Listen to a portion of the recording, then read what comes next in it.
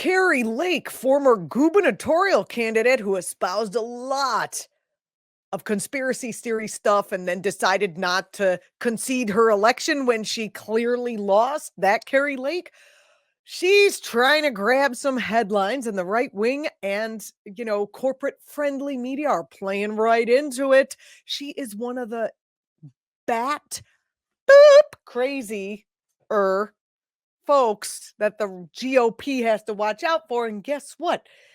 They did a pretend GOP Senate primary poll, and she's holding the lead. And that is how The Hill reported it, that Kari Lake holds wide lead in hypothetical Arizona Senate GOP primary. Hypothetical GOP primary for the Senate seat of Kirsten Sinema, who went independent from being a Democrat. She won the seat as a Democrat. There's already another very fine, decent Democrat running in the ring. Sinema's going to run again, looks like, as an independent. I don't think she's formally announced, but I don't think the Dems are taking her back. And if they do, I'm going to write a strongly worded letter.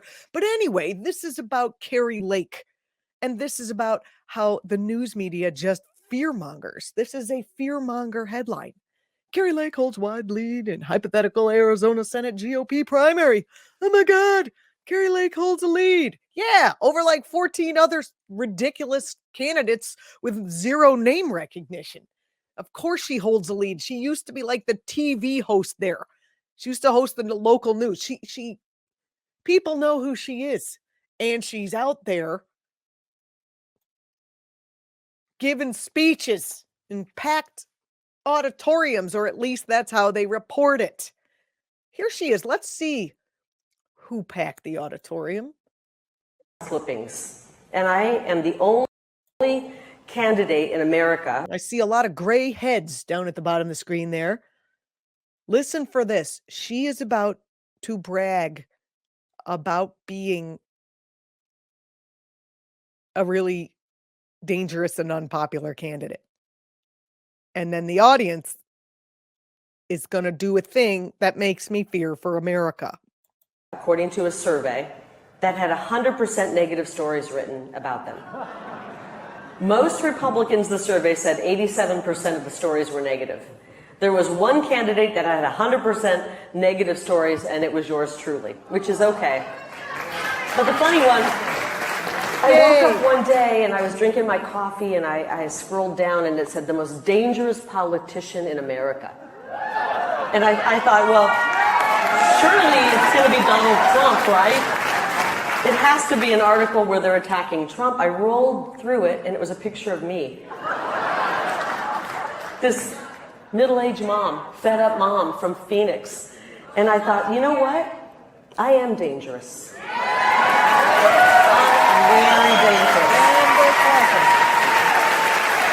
They're clapping. I'm dangerous. And they're pretty elderly. They're in the older category and the whiter category of supporters for Kari Lake.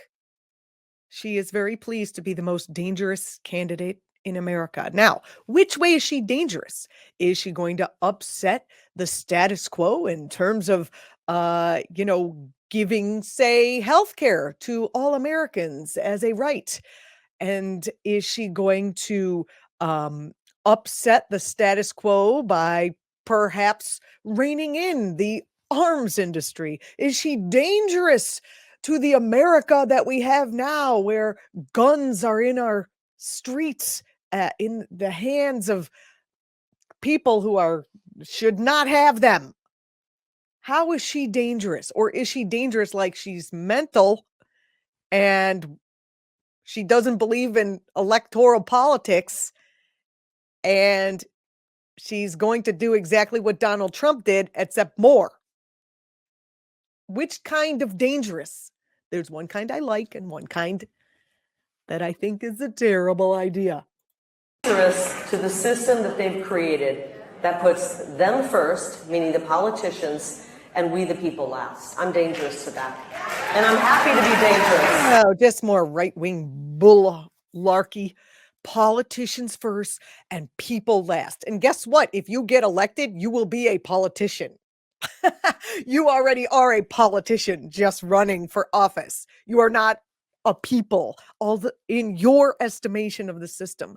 But I hate to say this, democracies are supposed to be people put in office. Now, certainly we don't have that, but there was one group that you didn't mention, which is the corporations.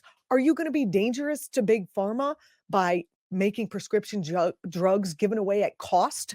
Are you going to do that? Are you going to nationalize the banking industry? Are you going to support the post office? Are you going to get rid of lobbying on Capitol Hill? Are you going to make all elections publicly financed? That's the kind of dangerous I'm into. Unfortunately not. Anyway, that was fun. I hope you enjoyed it. I'm Julianna Forlano. This is the Political Voices Network. Thank you for watching, and I will see you again soon. And I look forward to reading your comments. Republicans say they won't cut Social Security, Medicare, or Medicaid. But can honest, hard-working middle-class Americans really believe what these politicians say? Republicans said they wouldn't overturn Roe v. Wade. Here's what Supreme Court Justices Gorsuch, Kavanaugh, and Coney Barrett said during their Senate confirmation hearings.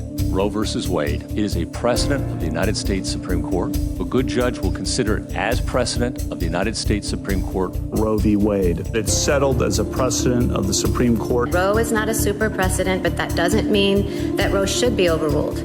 Well, we saw how that turned out. They played us for fools. Tell your elected officials to keep their hands off of our Social Security and health care benefits. Fool me once. Let Majority Rule was responsible for this message.